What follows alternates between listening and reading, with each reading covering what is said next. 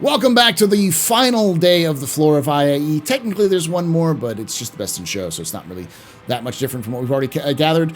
But welcome to IAE 2952, the RSI day. I'm live on Twitch and YouTube right now. All these wonderful folks ahead of me. All these folks are here to get a tour. I'm going to show them around the floor, tell them a little bit about RSI and about the ships on the floor, both their lore and what they actually do. If you enjoy this, make sure you hit that subscribe button if you're watching this on YouTube after the fact. If you enjoyed this as well, like the video and make sure you turn the little bell icon. We do these kind of things for every event, IAE, for Invictus, and other stuff like that. So, without any further ado, let's get started.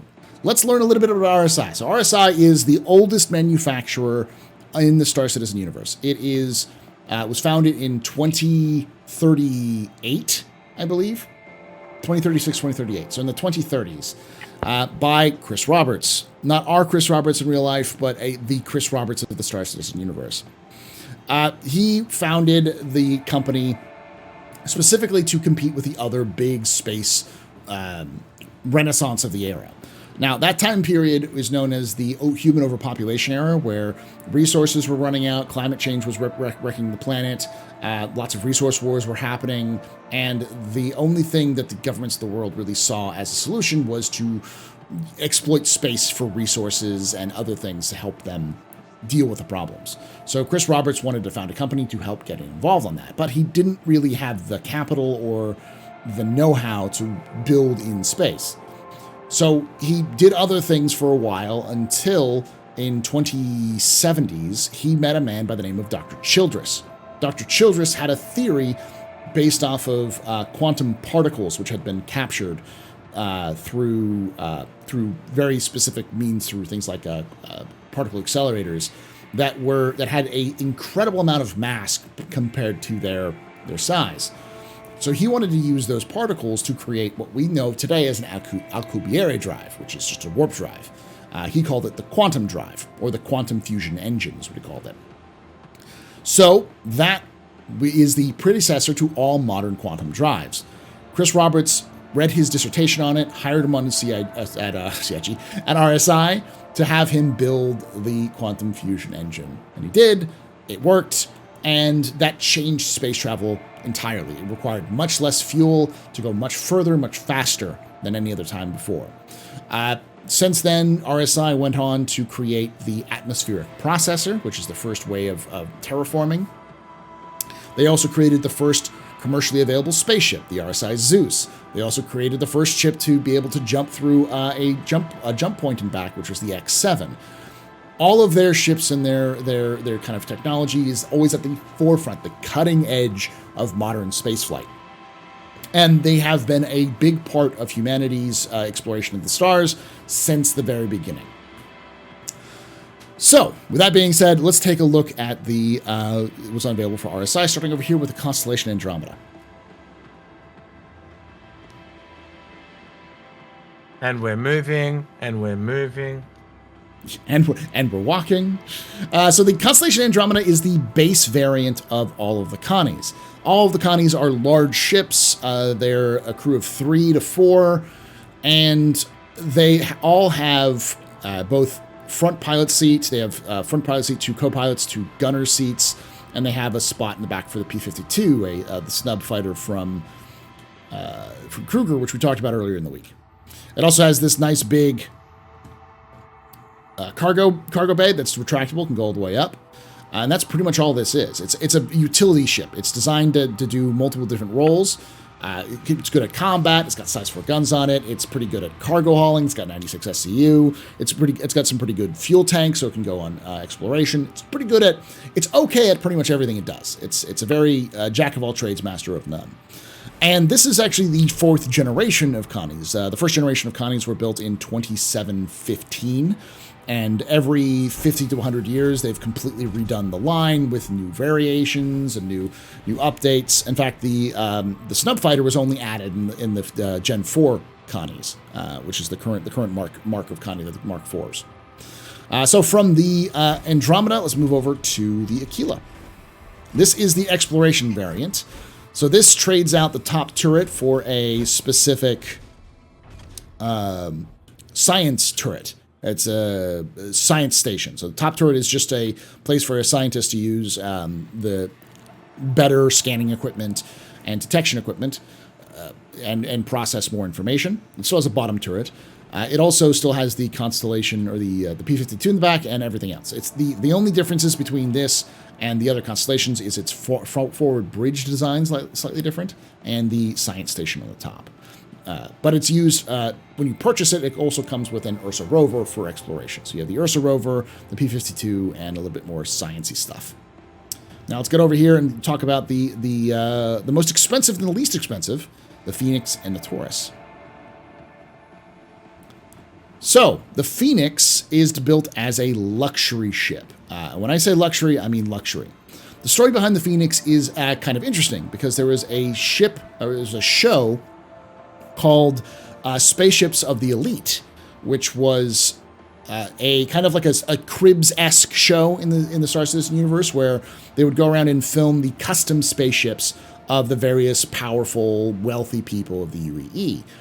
RSI took inspiration from this and decided that they were going to try to do their own luxury customization of the constellation. And that started in 2015-ish. And its main purpose was to try to bring some luxury to the Constellation brand. It didn't really work out with the Gen 3s, with the Mark III versions of the Constellation, but they did launch with the Mark 4s in 2947. The thing that this ship has that has different from everything else, let's just can't really show it, so I'll kind of have to tell you. But this midsection, which you see where is this, it has this cargo bay.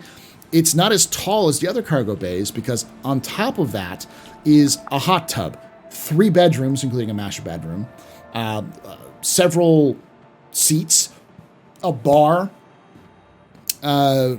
It's got a lot of different amenities. And it also comes with an updated version of an upgraded version of the Kruger Snubfighter, the P-72 Archimedes, which is a racing variant of it.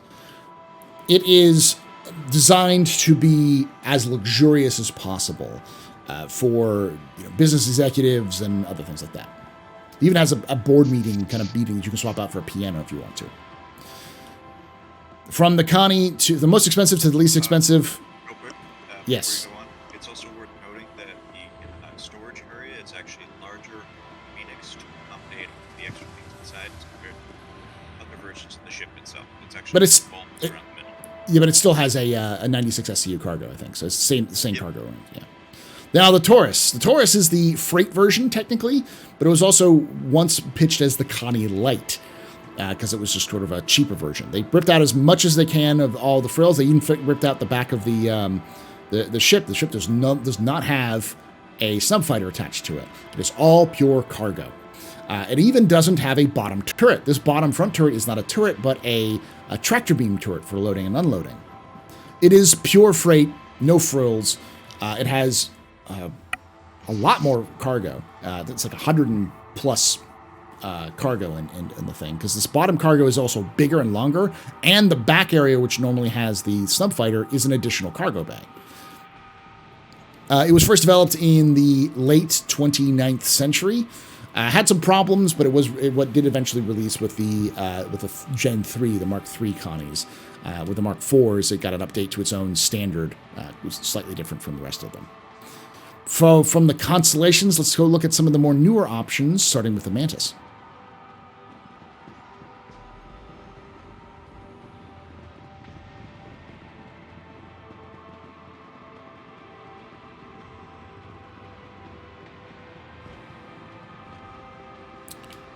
All right, here is the Mantis. So the Mantis is the QED, or the Quantum Enforcement Device ship. That's pretty much all it is. It's a flying QED. The QED does 2 different things. It can do both you can kind of see it a little bit here, where these rotating circles creates the interruption. What the QED does is rip ships out of quantum, and it can also prevent quantum ships from quantuming away by blocking them. It also has the ability to quantum mark, that's not in game yet, to be able to track targets in quantum from a longer distance. But all this is a bed, a pilot seat, some small guns, and this quantum entanglement device, this quantum enforcement device, the QED. Neat little ship for what it does, but it's very specific. And this is one of the most recent ones, the RSI Scorpius. Now, this is the one where I go into a little bit of speculation territory because there are two contests which were labeled the exact same thing in lore, which is the next generation fighter contest by the UAE. But there were two, and they were like 10 years apart. So likely, this ship started life as the RSI Black Widow. It was going up against the F-8 Lightning to be the next mainline fighter for the UE Navy. It lost, but has found its way into service with the UE Navy as the Scorpius. This is a 2-seat heavy fighter, which has some storage capacity on it as well as obviously you can see all these different component bays. It has 16, I believe, size 2 missiles, and it has 8 size 3 weapon hard points, with the back turret, remote turret, being operated by the second gunner seat. It also has this unique rail system, which allows that turret to spin around and come underneath the ship over here, so it can fire behind the ship rather than in front. And as it's landed, it has this nice kind of like almost seed-like collapsing. So it becomes very long, but it becomes very compact in comparison. And when it's flying, these wings spread out into an X shape. It's very, very much like the X-wing of Star Citizen. It's pretty rugged, heavy fighter, pretty fast for what it does. It's a big popular ship for a lot of people in the verse. From these, let's head on over to the Auroras, the Venerable Auroras, which I believe are over here. Yes. Let's go talk about the Auroras. Basically. Right. Yeah. All right. Sorry about that. We had a little bit of a weird thing going on. Let's go over the Aurora one more time. So, that is impressive. So the Aurora. So let's go over the Aurora. The Aurora is the basic ship of the RSI fleet. It is the first ship that most people will have, but strangely doesn't have a lot of history. We don't know how old the Aurora is. The name, the Aurora, RSI Aurora, goes back centuries as a name that's been used for ships. And it's been said that the spiritual successor, first off, it's the direct descendant of the X7, the very first jump ship that was produced. And it is its spiritual ancestor was the RSI Starbright, built by Leonard Case, who was famous for Case Aerospace, which would eventually create Anvil Aerospace. So the Aurora is still a bit of a mystery in terms of how old it is, but it is very common. A lot of people have it in the verse, hundreds of years old at the very least. And all of the ships that we see here are variations on the same theme. So you won't see too much differences between them, but you will see in terms of their role, they have one big distinct feature. Now, most of these ships have the same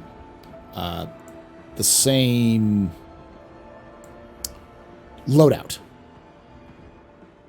In terms of some basic stuff, but I'll say the differences. All of these ships have 2 size 1 on the front, 2 size 1s or 2 size 2s, I can't remember exactly, on the wings, and a missile rack. And they all have at least 3 SCU of cargo. This is the LN. This is the combat variant. It has, I believe, 3 SCU of cargo. It has slightly better articulated guns on the sides, on the wings, and it has slightly better missile launcher with a slightly upgraded basic shield. Same size shield, size 1, but it has a slightly better stock standard. It also has I believe the leather seats of the luxury variant. It was kind of the kind of catch-all sort of thing. And I think it can carry up to 6 SCU of cargo if you have the right cargo box, but it comes with an S3 SCU of cargo. Then over here, we've got the MR. Now, this is the classic starter that everyone has. The MR stands for Mark. It's supposed to be a light interdiction ship, but it only has 2 guns to come standard with. 3 SCU of cargo. It has a bed. All of them have beds. This is the one you'd get if you purchased the game with a starter package. This is the Aurora starter package right here. good. It's a solid little ship. Does a lot of does good work if you need it to. So from there we go to the shipping variant. I believe this is the luxury variant, the LX. So the luxury variant is kind of a joke because literally this is just an MR with leather seats. That's all it is. It's an MR with leather seats. It's a collector's item because they do not sell them too often. I believe you can buy them now, but you normally cannot buy the LX. It is a rare version of the Aurora that you can find. You can't. I don't think you can buy them in game. So isn't the LX the one also has a jump drive? Yes, I think it comes stock with this jump drive, but so does the Legionnaire. All of them can support jump drives, but I think this one comes stock with a jump drive, so you don't have to buy one. All right, and then over here, this is the Mantis again. I don't know why they did the Mantis twice, but this is the Mantis. Over here, we've got the other versions. And no, someone's asking, does that mean that the light interdiction has an EMP? No, it doesn't have an EMP. It's just called an interdiction ship. Don't know why. This is the ES. Yes. So this is, if the MR is the starter, then this is the budget of that. It is the stripped down, no frills version of the MR. It still has 3 SCU of cargo. It also has ballistic weapons instead of energy weapons for a starter. But other than that, it's the exact same thing as the MR. Then we have the CL, which is the light freight version. This actually comes standard with 6 SCU of cargo, making it a little bit more efficient. This kind of a bigger area for, comes with a bigger cargo box. All of them have, instead of a regular cargo, they have like a back box that they can load onto, which isn't quite into the game yet. But other than that, it is the same thing as the standard Aurora. So we call them variants, though they're really more like different versions of the same thing in the sense that they all have, there's no real major difference between each one of them, just what they come stock with. But yeah, this is probably your first ship in Star Citizen if you're playing the game.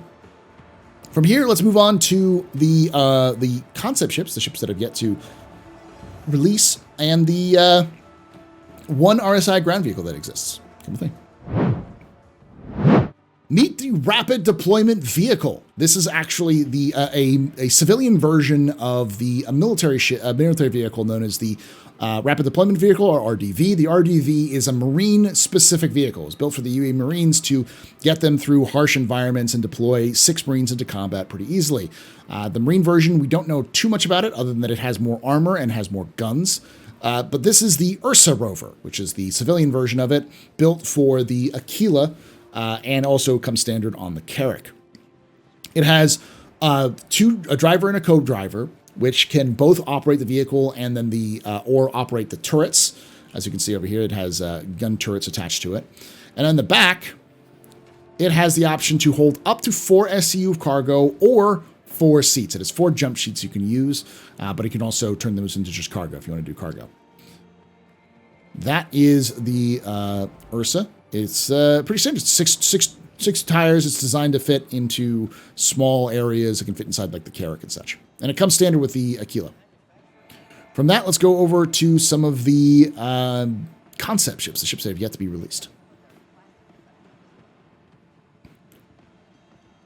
So this is the oldest ship in the verse that's yet to be, it's not released, but it's the oldest ship that we've had so far that's going to be released. This is the RSI Perseus. Now, the Perseus was built in 2520. So before the First Tavaran War, before even the UEC was created. United Earth Credits was created after the Perseus was built. Just to show you how old this ship is. It was built so long ago that the first Perseuses did not have shield generators because shields only existed on bigger ships that had bigger power plants that could support them. So as a result, the Perseus has an insane amount of armor for its size and comes with its own point defense missile system that is semi-autonomous. You can put someone on it to use the system, but it is also automatic. That can be used on its own. The thing that this is that's known for is that this is the first real, when I say modern, know that I'm doing in big air quotes here, modern spaceship. Before this, most of the other spaceships that existed were modified versions of larger cargo ships. Even the military ships weren't very different from a typical cargo ship. This was built from its inception as a military vessel. it's a small military vessel. It's a patrol ship, not really designed to go very far, though it is said to have been patrolling the border of Xi'an human space for much of its. It's the mainstay of that. But it also served in the First and Second Tavaran Wars with distinction. However, it was never really. They tried to replace it multiple times. No one could really replace what, do the job it could do for the right price. So it was to continue to be made up until 2870, when it was stopped being made and slowly phased out of rotation. Obviously updated with shields over time and such. But in 2946, during the Battle of Oberon, the last remaining Perseuses were sent out to with the fleet to fight the Vandul incursion there. And one Perseus in particular, the UES Achilles, managed to hold a vital portion of the line against waves of Vandul attacks, and managed to kill 2 destroyers before it was itself damaged beyond repair. And the key to it is its thick armor, its ability to shoot down incoming torpedoes and missiles, and these big suckers there.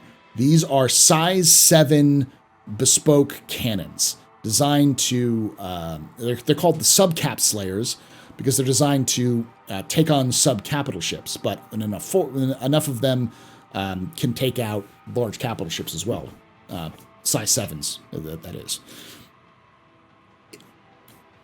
Admiral Bishop was so impressed with the Perseus that he personally requested RSI bring back the Perseus as a ship and update it from modern specs, which they've done and began to sell to the public, which is why we have it here. It's not out yet, though.